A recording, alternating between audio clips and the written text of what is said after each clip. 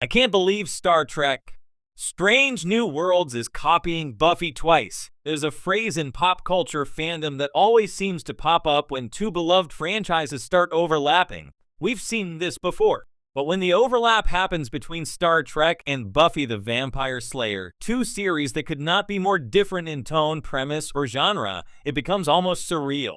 Yet as Star Trek Strange New Worlds continues to push boundaries and experiment with structure, character arcs, and genre blending, the comparisons to Buffy are becoming impossible to ignore. Not once, but twice, the show appears to be drawing from the iconic Supernatural series, and the results are both fascinating and strangely fitting. With Strange New Worlds quickly positioning itself as the most stylistically flexible Trek series since Deep Space Nine, the show's willingness to borrow from outside tonal influences has become one of its greatest strengths. But when two major story beats mirror some of Buffy's most beloved storytelling trademarks, fans can't help but point and say, is this intentional? Let's dive into the eerily familiar patterns, the legacy of Buffy's influence, and why this double dose of homage may be exactly what makes Strange New Worlds so exciting. 1. The musical episode. Trek does once more with feeling in space. Few episodes in television history are as instantly recognizable as Buffy's Once More with Feeling. The Season 6 musical episode didn't just break the mold, it melted it, reshaped it, and handed it back as one of the medium's most inventive hours. Audiences were stunned to discover that the singing wasn't a gimmick. It revealed raw emotional truths, exposed secrets, and ultimately catalyzed character development. Cut to Strange New Worlds Season 2, and the crew of the USS Enterprise breaks into song, not because they suddenly developed a shared passion for musical theater, but because a subspace phenomenon is forcing them to vocalize their deepest feelings through elaborate musical numbers. Sound familiar? The parallels are striking. A mysterious force compels the cast to burst into song. The crew struggles to reconcile embarrassment with an inability to stop singing. Unresolved tensions come to the surface through lyrics. The episode uses genre to push characters into deeper emotional territory. In Buffy, the magical musical reveals Buffy's depression and the darkness she has been masking since her resurrection. In Strange New Worlds, unaired secrets, including revelations of insecurity, unspoken love, and professional fear, bubble up in song. Watching Captain Pike, Spock, Uhura, and others belt out confessions on the bridge is not just unexpectedly fun, it's uncomfortably honest. Critics praised the episode for daring to step outside the typical Trek structure, and longtime fans of Buffy recognized the DNA immediately. It is arguably the most obvious homage Strange New Worlds has embraced, and instead of denying it, the show leaned into the theatricality with a love letter to both Trek's adventurous spirit and Buffy's trailblazing creativity. But the musical episode is only half of the double homage. 2. The Chosen One parallel. Lana's time-twisted destiny. One of the core pillars of Buffy the Vampire Slayer is the Chosen One narrative. A young woman burdened with extraordinary power and responsibility, destined to fight evil forces that threaten the world. Buffy carries the weight of expectation, legacy, and trauma. Her lineage matters. Her past defines her future. She is chosen not by choice, but by circumstance.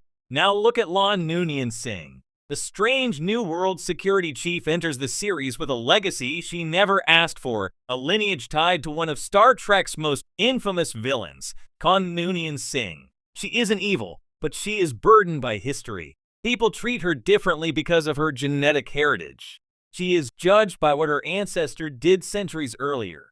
Her personal trauma defines her in the eyes of others before she even opens her mouth. But the parallel deepens in Season 2, when Lana becomes central to a time travel storyline that feels almost spiritually akin to Buffy's myth arc. She becomes the one who must prevent a catastrophic timeline collapse. She shoulders the responsibility alone.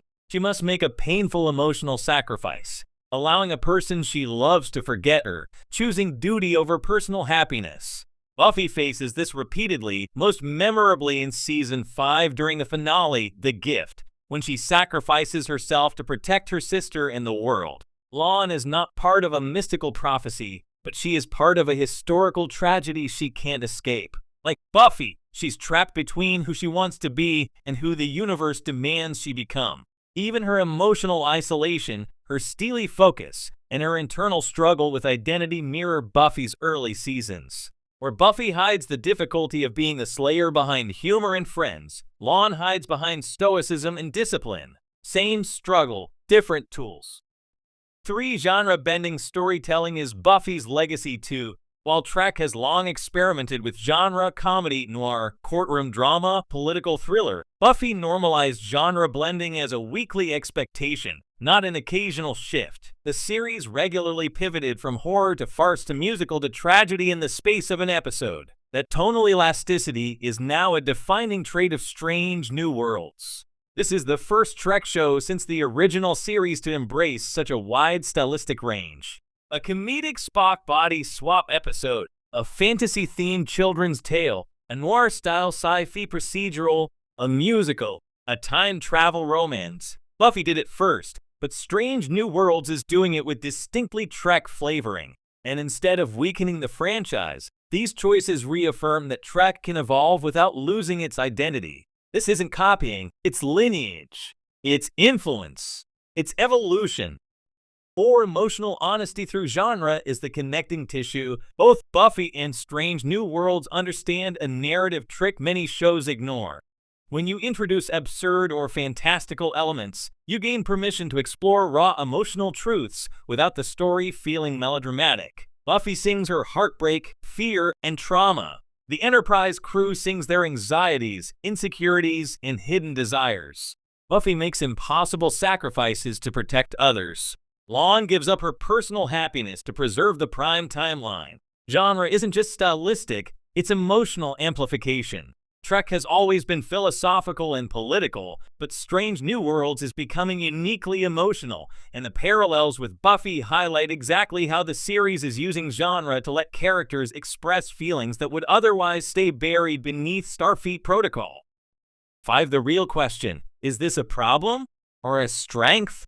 Some fans see the Buffy parallels as shameless borrowing, others see it as homage, but the truth lies somewhere in between. Strange New Worlds is riffing on classic genre television because it recognizes that modern audiences appreciate emotional sincerity, tonal variety, and innovative storytelling. Buffy redefined what serialized TV could do. Strange New Worlds is redefining what Star Trek can do.